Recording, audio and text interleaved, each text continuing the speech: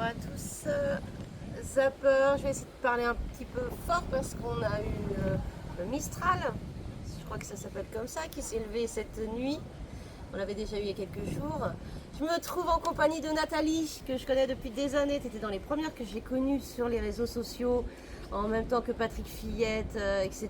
Donc très émue parce que c'est vrai que ça fait longtemps qu'on se connaît. C'est la première fois qu'on se rencontre en vrai, dans une région absolument sublime. On est à Mandelieu-la-Napoule, franchement, en plus il fait beau, alors qu'apparemment partout en France il a fait moche depuis qu'on est parti le 14 avril, sauf certains jours. Donc Nathalie, franchement merci beaucoup. Merci à toi. Je suis vraiment ravie d'être dans ta belle région. Donc du coup vous connaissez le principe, ceux qui ont déjà regardé, Nathalie aussi connaît. L'idée c'est de faire passer un message finalement, la chose la plus puissante que tu puisses dire à nos adhérents et les gens qui nous suivent, nos followers, voilà. Bonjour, enchanté les internautes et puis les membres du groupe ZAP et toutes les nouvelles personnes. Le grand message que je transmets, c'est qu'il est possible de s'en sortir de toutes ces addictions. C'est une autre approche de la vie. Le point commun que je dirais qu'on a tous, c'est qu'on tombe dans des abîmes. On tombe dans du mal-être profond, c'est ce que je retiens des différents témoignages vus, peu importe la consommation qu'on a choisie. Je pense qu'il y a à la base un mal-être très profond, une incompréhension de la vie que l'on a dès le départ. Je ne vais pas jeter la pierre à nos très chers parents qui nous ont donné cette merveilleuse vie qui mérite d'être vécue et de préférence sans anesthésiant, croyez-moi. Comment tu as pris conscience comme tu dis, le mot abîme, c'est un mot très fort et moi je le comprends complètement. Je pense que tous les gens qui vivent les addictions, donc qui l'ont déjà vécu, vont le ressentir aussi fort que ça. Comment tu as pris conscience que c'était aussi grave? En fait, moi ce qui m'a perturbée, je dirais dès le début de ma relation avec les autres, ça a été, j'ai été très rapidement souffre-douleur dans les écoles primaires. Alors le pourquoi du comment, je me l'explique même pas aujourd'hui parce que je pense pas être une personne méchante, peut-être trop gentille, Ouais, trop dans la timidité, et puis bon, il y en a qui en ont joué quoi. Enfin, hein. Après, avec ce que les parents nous donnent dans l'éducation, ils sont un petit peu plus ou moins, on sait que d'être parent, on n'a pas le mode d'emploi, hein, on l'apprend sur le tas, comme tout à chacun. S'il y a les grands-parents et les ancêtres qui nous donnent quelques grandes lignes, on sait pertinemment qu'on doit s'adapter à l'enfant. Et ça, c'est ce qui est le plus dur. Moi, j'étais une enfant relativement réservée, je pense, à la base. Je n'ai pas su, très tôt, j'ai jamais su exprimer mon mal-être. Alors, on était beaucoup dans les non-dits dans la famille. Est-ce que c'est ce manque d'invitation de la part des parents, parce que ça ne se faisait pas du tout à ces époques-là, de donner la parole à l'enfant, de dire alors comment s'est passée ta journée, etc. Alors toujours les histoires de bonnes notes, mauvaises notes, ça on y passait, on y avait droit, mais tout ce qui était comment tu te sens, est-ce que tu as été heureuse aujourd'hui, je n'ai pas spécialement entendu.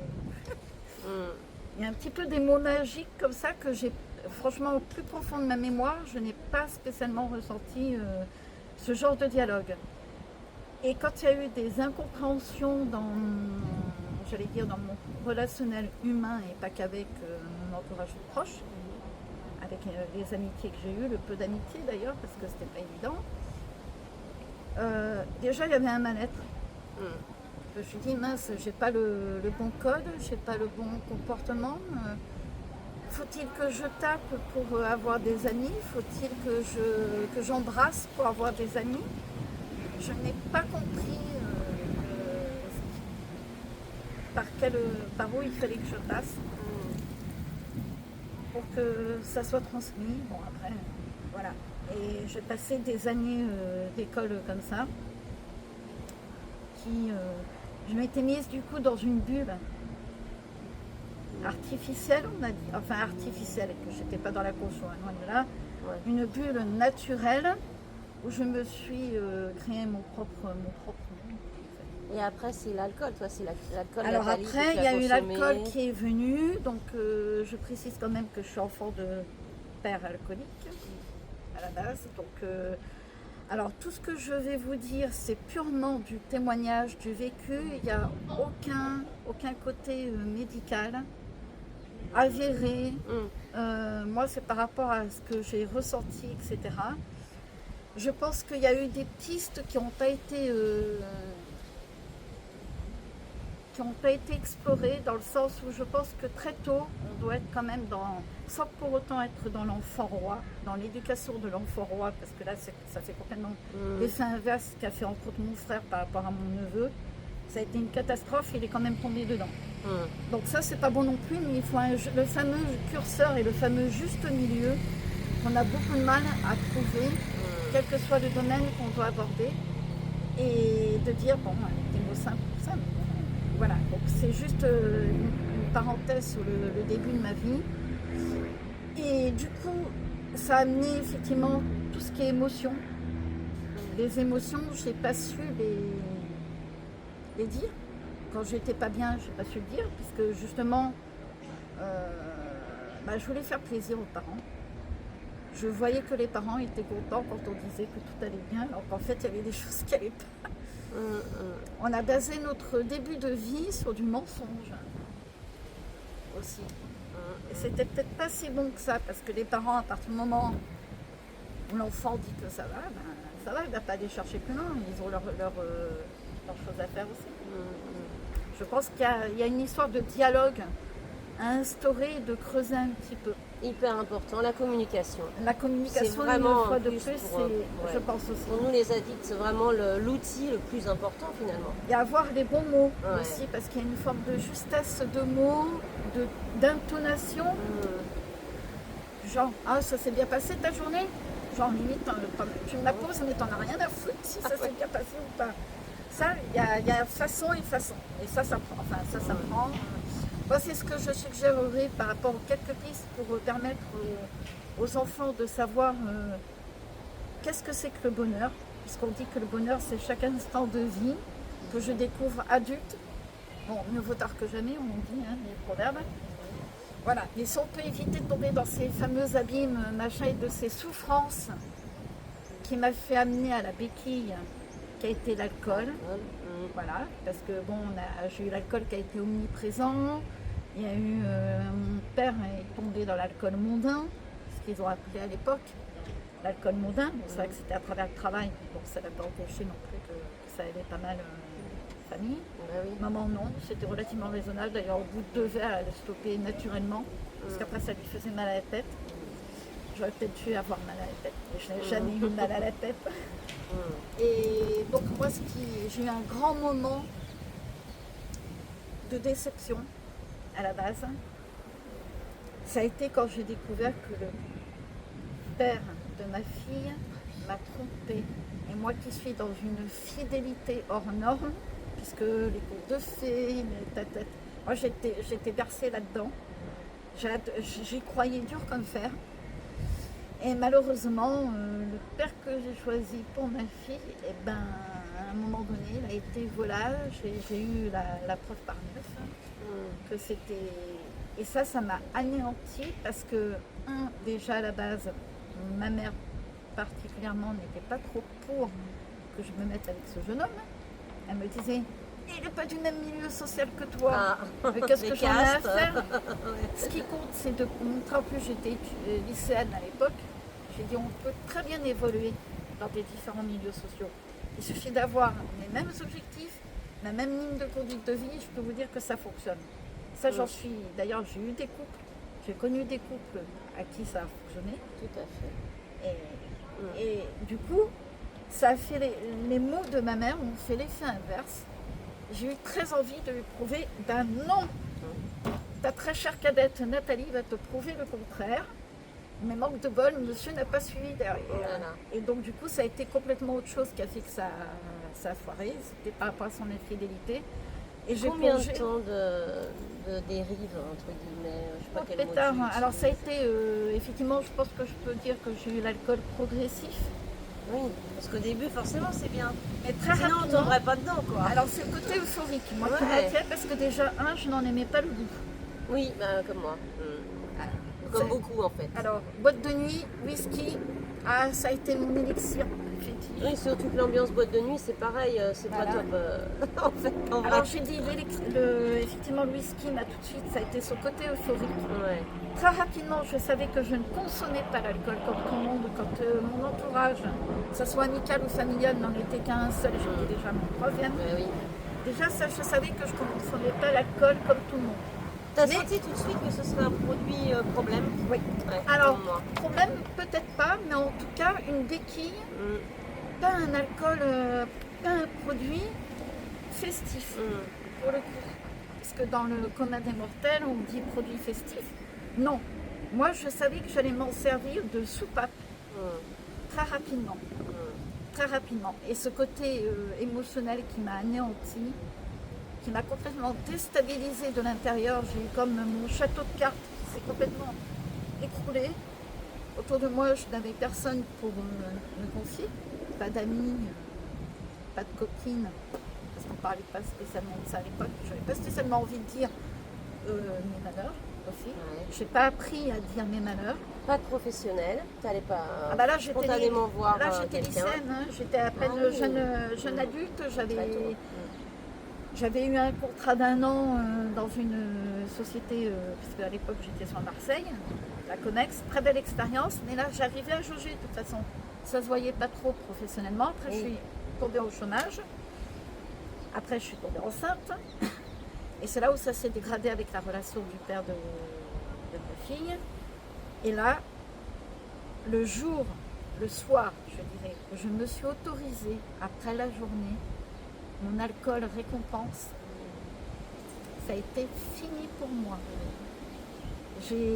Comme je me suis dit, je suis toute seule, je peux m'autoriser, je me suis autorisé le no limite, le sans limite. Alors, je dirais que le fait d'être enfant d'alcoolique, ce qui a été un avantage, c'est que j'ai tenu pendant des années l'alcool naturellement, si je puis dire. Je pense qu'on a une forte capacité à ingurgiter le produit, le liquide. Mais à un moment donné- On la développe de toute façon. Parce que Oh, c'est je pense qu'elle l'accoutumance. est sous-jacente, qu'elle Ouais. doit exister quand même quelque part. Alors ils disent pas, c'est vrai que l'OMS, l'Organisation mondiale de la santé, ne s'autorise toujours pas à dire que l'alcoolisme est héréditaire. Ils disent surtout que c'est un environnement favorable et des antécédents et du mimétisme sur la manière de vivre, quoi. Enfin, d'imiter son environnement. Ah bah tu bois un coup, je bois un coup. Bon, même moi, j'avais déjà dépassé ça. C'était ma récompense, rien que pour moi.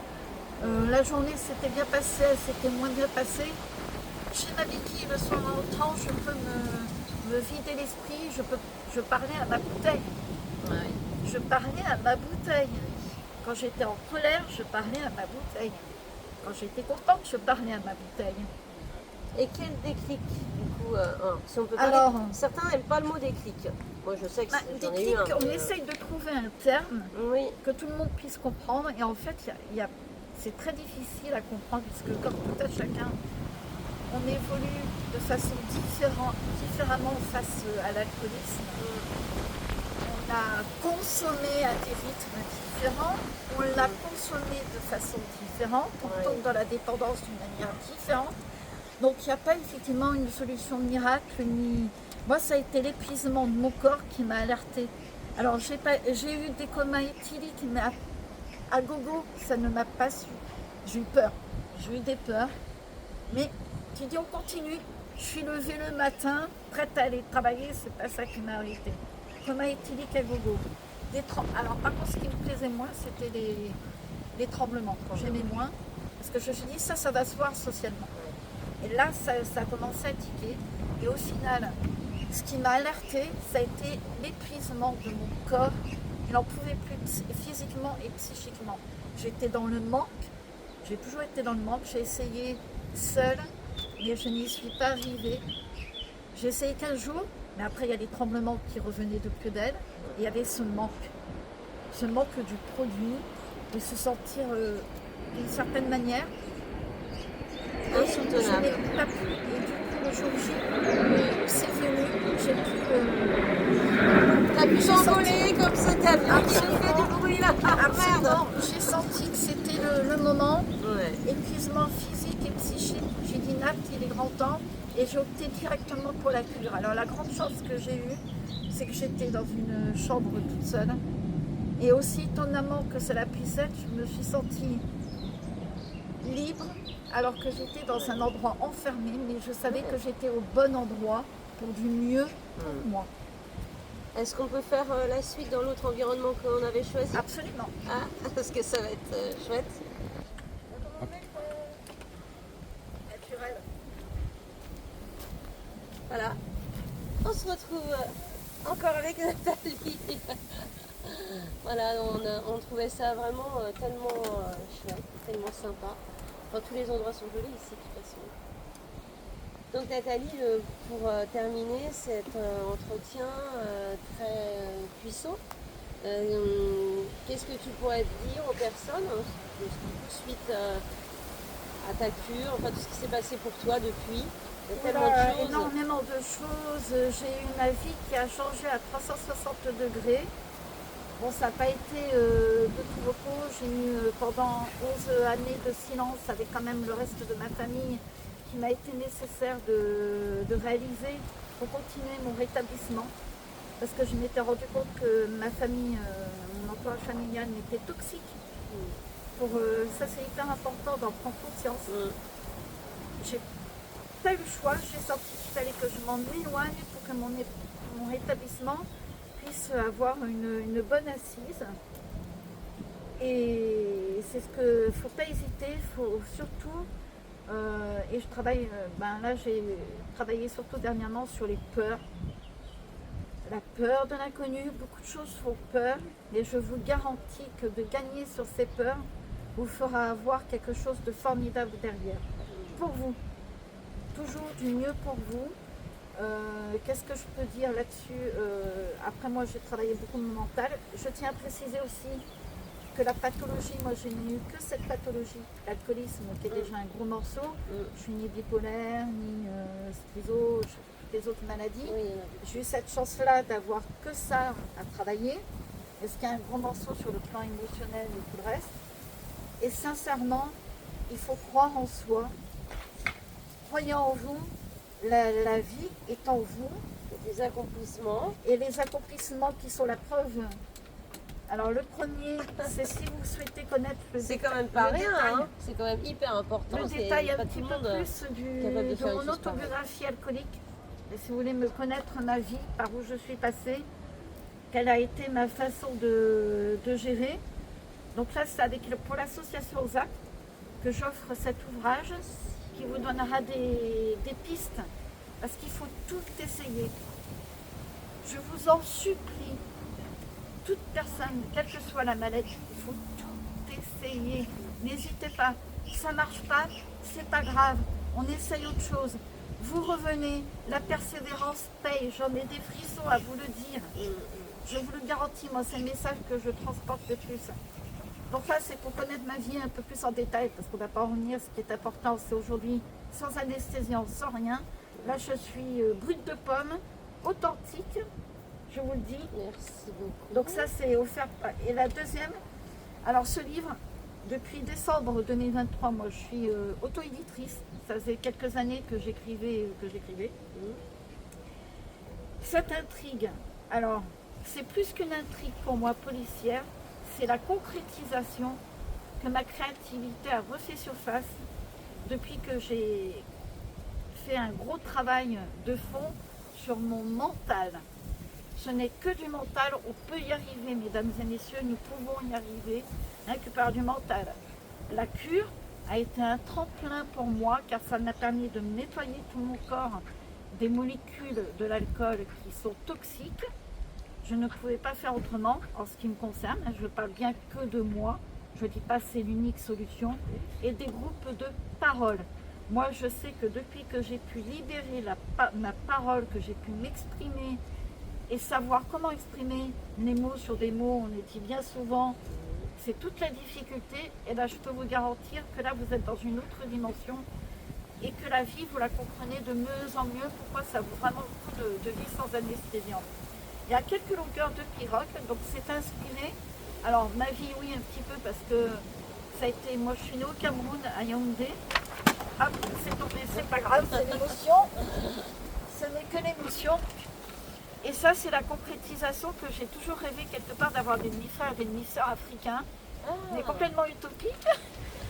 Je ne sais pas si mon père, puisqu'il est paix à son âme, il est plus de ce monde depuis juin 99, donc ça fait très longtemps. Mais je me suis imaginé ce genre de scénario.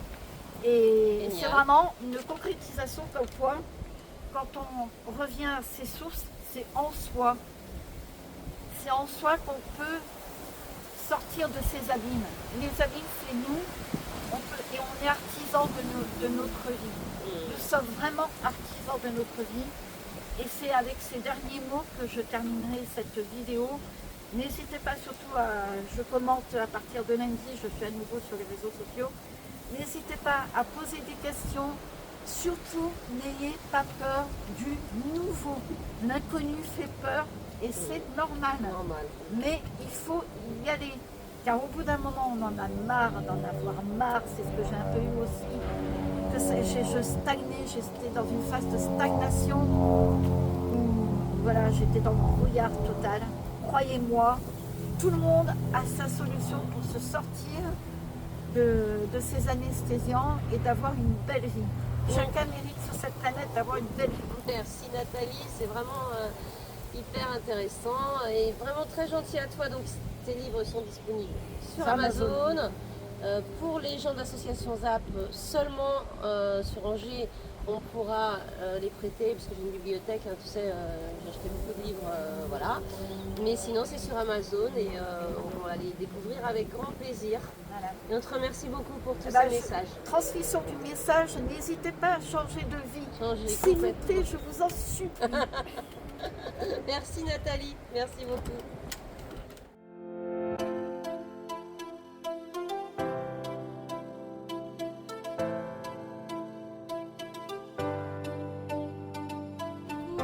Philippe, je vous présente Philippe avec son véhicule qui s'appelle Rhinos. Donc voilà, c'est la mode, tout le monde donne des noms à ses véhicules. J'ajouterai ça à notre petite vidéo de présentation de ma chère amie Nathalie. En vrai, elle existe, c'est pas un hologramme.